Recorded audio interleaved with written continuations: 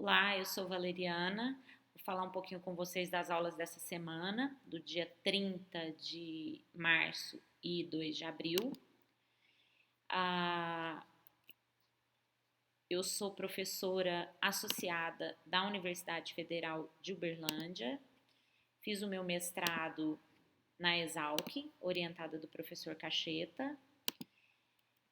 Depois fiz o doutorado na FEA e agora estou tendo aí o privilégio de novamente voltar à Exalc para fazer o meu pós-doutorado orientada novamente pelo professor Cacheta. Nós vamos falar especificamente do problema da Gênesis, da empresa Gênesis e daquela ferramenta que foi postada ontem para vocês para auxiliá-los aí a a resolver o problema e interpretá-lo. Quando vocês abrirem o arquivo da StoolSoja, vocês habilitem as macros, vocês vão ser levados a essa tela aí de login. Podem digitar qualquer nome no login, não existe um pré-cadastro, tá? Só o nome para ficar registrado na tela de resultados. Clicando em entrar, vocês vão ter acesso a essa tela, que vai dar para vocês uma série de informações. Cada um desses botões aí vai levar vocês a informações que são as mesmas daquele problema que foi postado na segunda-feira. Clicando em fábricas, vocês vão ver aí as capacidades de processamento mensal em toneladas, em horas regulares e horas extras em cada uma das fábricas, tá bom? Em todas as telas, vocês vão ter esses dois botões, sair e voltar. Sair vai levar vocês para a tela de login e voltar vai levar vocês para essa tela inicial do sistema. Em portos, vocês vão ter acesso às demandas de cada um dos meses em cada um dos portos demandantes. Custos, vocês vão verificar cada um dos custos envolvidos, que é o custo de processamento regular, processamento de hora extra e o custo de distribuição, que é em quilômetro por tonelada. Em rede, vocês vão ter acesso ao mapa e as distâncias entre cada par origem e destino, onde ficam os portos, aproximadamente onde ficam os portos e onde ficam as fábricas, né? E quando vocês clicarem em modelo, vocês vão ser levados a montar a planilha que vai ser a origem aí para o solver otimizar o problema. Eu dei a sugestão para que quando vocês clicarem aqui em modelo, vocês sigam do início ao fim, porque apesar de em todas as janelas aí que vão ser abertas, em quase todas ter o botão cancelar, caso você cancele, você vai voltar sempre do início. Então, ao clicar em modelo aqui, nós vamos seguir do início ao fim. Ele vai te dizer, né, que nós vamos programar a produção e distribuição de abril, maio e junho. Primeiro, nós vamos montar a programação de abril, ok. Quantas eram as fábricas? A fábrica era em Uberlândia, em Primavera. Nossa, não estou lembrando as outras, estou lembrando só Uberlândia e Primavera, vou colocar duas. Ok, ele vai ver para você que o valor está inválido, porque as fábricas se localizam em Uberlândia, Ponta Grossa, Primavera e Barreiras. Então ele solicita que você digite a quantidade correta. 4 fábricas. Quantos são os portos? Da mesma maneira, se você digitar a quantidade incorreta ou se você deixar vazio, ele vai te levar para essa mensagem que te informa que os portos estão localizados em Porto Velho, Santos e Paranaguá. Para você digitar a quantidade correta, 3. Os modos de produção são 2, regular e hora extra. E quantas então são as variáveis do mês de abril? Não entendi, eu não sei o que ele está querendo dizer com isso. Novamente, ao deixar em branco, ele vai te levar para uma explicação. Olha, o número de variáveis é obtido por meio da multiplicação da quantidade de fábricas, dos portos e dos modos de produção. Então, 4 vezes 3 vezes 2, nós temos 24 variáveis, isso falando do mês de abril. E aí ele vai falar que vai montar a grade de variáveis do mês de abril. Quando vocês clicam em OK, ele vai levar ali para uma planilha onde ele monta então a grade aí, ó, com todas as origens e todos os destinos, tanto produção regular quanto produção hora extra. E como a lógica é a mesma para os meses de maio e junho, ele não vai repetir os passos, mas ele vai gerar essa grade de variáveis de maio e junho aí automaticamente para vocês. Agora ele vai explicar um pouquinho sobre a questão do balanceamento entre oferta e demanda. Devem ser avaliados os valores de oferta e demanda em cada mês. Vamos entender por que isso é feito. Olha só, ele pergunta: quantas toneladas podem ser produzidas em abril? Considere produção regular e hora extra em todas as fábricas em abril. Use vírgula para separação decimal. Aí eu não lembro, não tenho nem ideia de quanto é isso. Vou deixar em branco. ele vai falar para você, some a produção regular e hora extra de todas as fábricas em abril. Ele te leva para a página aqui, ó, onde você vai ter os valores de abril de produção regular e hora extra e que você pode somar. Se vocês somarem esses valores, vocês vão ver que o valor é 731,25 toneladas. Eu vou dar OK e ele vai me perguntar quantas toneladas são demandadas. Eu também não me lembro quantas são. Então, ele vai te levar para a tela de portos para que você possa somar aí quantas toneladas são demandadas em abril.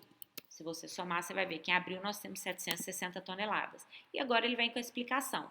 Se a oferta de abril é 731,25 toneladas e a demanda é 760, nós temos demanda maior que oferta. Então, a demanda não será plenamente atendida. O que isso significa?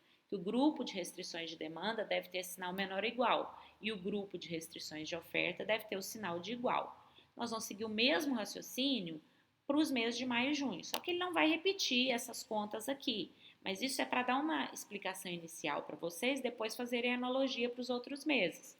É para auxiliar o raciocínio de vocês, para facilitar o ensino aí de pesquisa operacional, especialmente desse problema, né? Ele é bem específico, mas para que guie o raciocínio de vocês para que não seja tão penoso chegar aí à solução e às interpretações necessárias. Então, agora ele vai montar os lados esquerdos e direitos das restrições de oferta, já que nós entendemos aí que oferta é maior que demanda, vamos entender como montar essas restrições de oferta. Qual a produção regular de barreiras? Olha o que ele está pedindo. Digite a faixa de células cuja soma representa o total produzido em horas regulares em barreiras em abril. Então, ele te dá até um exemplo, ó, A3, 2 pontos, A8. Isso é um exemplo. Porque, na verdade, aqui, ó, se eu não lembrar ou se eu não souber, ele vai mostrar para a gente que a faixa de célula que representa a produção em horas regulares em barreiras está representada aqui pela célula C4 e E4. Então, eu vou digitar C4 e E4 e ele vai seguir em frente. Qual a capacidade de produção regular de barreiras no mês de abril? Também não lembro. Vou dar OK em branco. Ele vai me levar para a tela de fábricas, onde eu vou poder consultar aqui, ó, que a capacidade de processamento de barreiras em horas regulares no mês de abril é de 100 toneladas. E aí eu posso preencher para seguir em frente. Então, ele vai montar a restrição de capacidade de produção regular em barreiras em abril. Olha lá, ele montou, ele fez a soma aqui no lado esquerdo, ele fez a soma daquelas células que nós marcamos, de C a E4. E o 100 foi a capacidade. E agora nós vamos fazer a mesma coisa para as horas extras.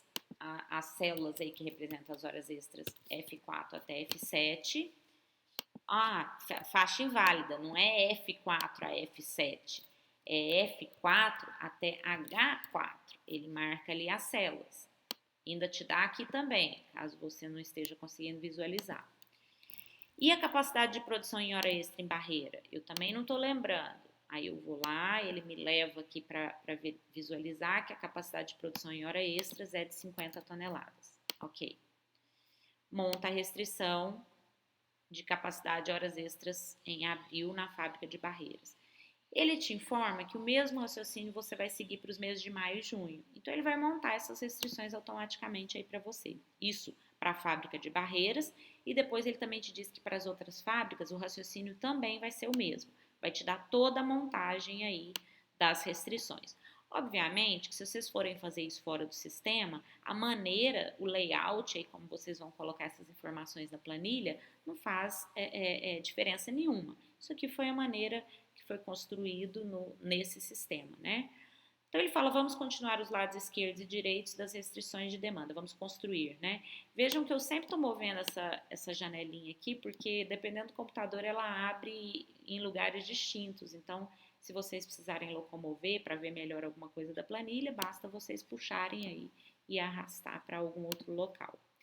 Ele pergunta qual a demanda total em Santos em abril. Então digite, separando por vírgula, as faixas de células cujas somas representam o total demandado por Santos em horas regulares e em horas extras.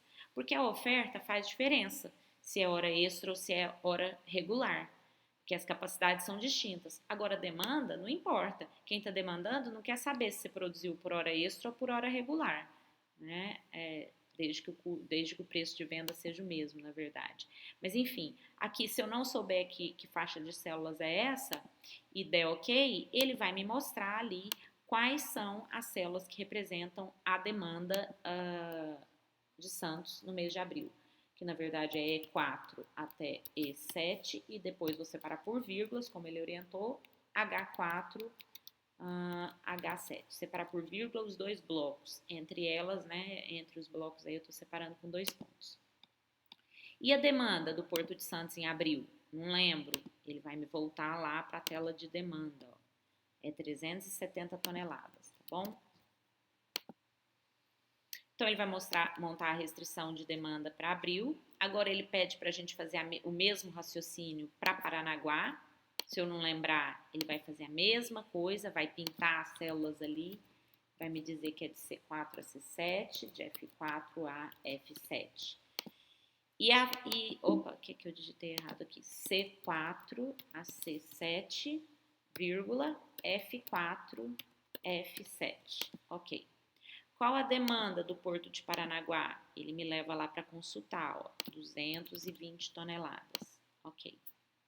Monta a restrição de Paranaguá e agora, por último, a de Porto Velho. Isso tudo para o mês de abril. Então, tá aqui, ó, Porto Velho é de D4 a D7, vírgula.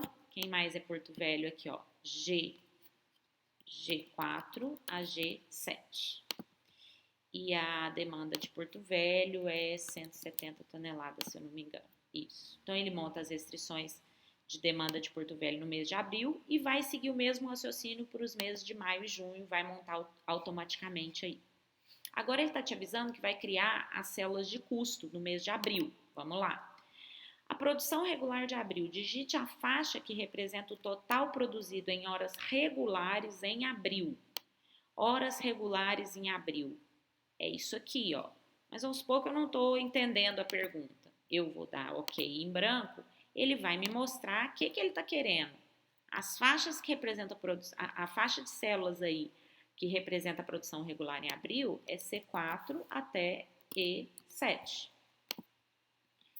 Valor do custo de produção regular por tonelada. Se eu não lembro, ele vai me levar lá para aquela página de custo, ó, que é 2.000, tá bom? E aí, ele te explica que a soma de toda a produção regular de abril multiplicado por 2.000 vai te fornecer o custo de produção regular nesse mês, né? Montar campo, ele foi lá e montou o campo de custo. Nós vamos fazer a mesma coisa para hora extra. Então, as células de F4 a H7 são as células aqui, ó, que representam a produção em hora extra em abril.